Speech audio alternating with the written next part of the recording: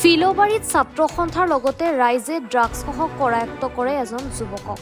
ড্ৰাগছৰ সৈতে ৰাইজে কৰায়ত্ব কৰিলে ফিলবাৰী 10 নম্বৰ পাৰ্বতীপুৰ গাঁৱৰ অৰুণ চৌহানক ড্ৰাগছসহ ৰাইজে ধৰি ফিলবাৰী আৰক্ষীক গতাই দিয়ে বুলি জানিব পৰা গৈছে। জানিব পৰা মতে অৰুণ চৌহানৰ পৰা আৰক্ষীয়ে উদ্ধাৰ কৰে 3টাকৈ ড্ৰাগছ ভৰ্তি কণ্টেইনাৰৰ পৰা 2.75 গ্ৰাম ব্ৰাউন চুগাৰ। ৰাইজৰ অভিযোগ ফিলবাৰীৰ অঞ্চলৰ বিভিন্ন গ্ৰামাঞ্চলসমূহত ড্ৰাগছৰ প্ৰকোপ বৃদ্ধি হৈছে। তোৰ নাম কি হয়? হা?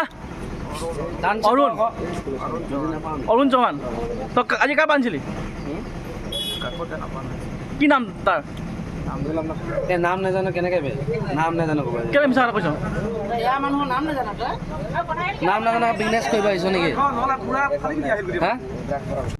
বহুদিনৰ পৰা এই ফিলবাৰী বৃহত্তৰ ফিলবাৰী অঞ্চলটোত ড্ৰাগছৰ দৰে মাৰাত্মক যিখন মুকলি বজাৰ ড্ৰাগছৰ যি ৰমৰমীয়া বেহা চলি আছে, আচলতে তাৰ পাছতে আমি ফিলবাৰী আৰক্ষী থানা ফিলবাৰী আঞ্চলিক ছাত্ৰ সন্থাই এখন স্মাৰকপত্ৰ দিছিলোঁ। তাৰ পাছতে খুব কম দিনৰ ভিতৰতে তেওঁলোকে আজি এগৰাকী ড্ৰাগছ মাফিয়াক তেওঁলোকে আটক কৰিবলৈ সক্ষম হৈছে। আৰু এই ক্ষেত্ৰত আমি অনাগত দিনতো ছাত্ৰ সন্থাই ড্ৰাগছ মাফিয়াসকলক আটক কৰাৰ ক্ষেত্ৰত যিখিনি সহযোগিতা আগবঢ়াব লাগে সেই সহযোগিতা আমি নিশ্চয়কৈ আগবঢ়াম। আৰু এটা কথা যে এই যিসকল মাফিয়াসকলে সৰু কম ছাত্ৰ ছাত্ৰীসকলক তেওঁলোকে ড্ৰাগছৰ দৰে মাৰাত্মক যিটো হেৰিয়ত তেওঁলোকে লৈ যাব বিচাৰিছে, আমাক ধ্বংসৰ পথত লৈ যাব বিচাৰিছে, সেইসকলক সুকিয়াই দিছোঁ। আৰু অনাগত দিনত যদি আমি এনেকুৱা ধৰণৰ মাফিয়াক যদি কোনো হাতে পাওঁ, তেতিয়াহ'লে চিধাই আমি আৰক্ষীৰ এই প্ৰশাসনৰ সৈতে যোগাযোগ কৰিম। আৰু ইয়াৰ ওপৰত আমি দাবী জনাইছোঁ অতি সোনকালে এই ব্যৱস্থাটো বন্ধ হ'ব লাগে।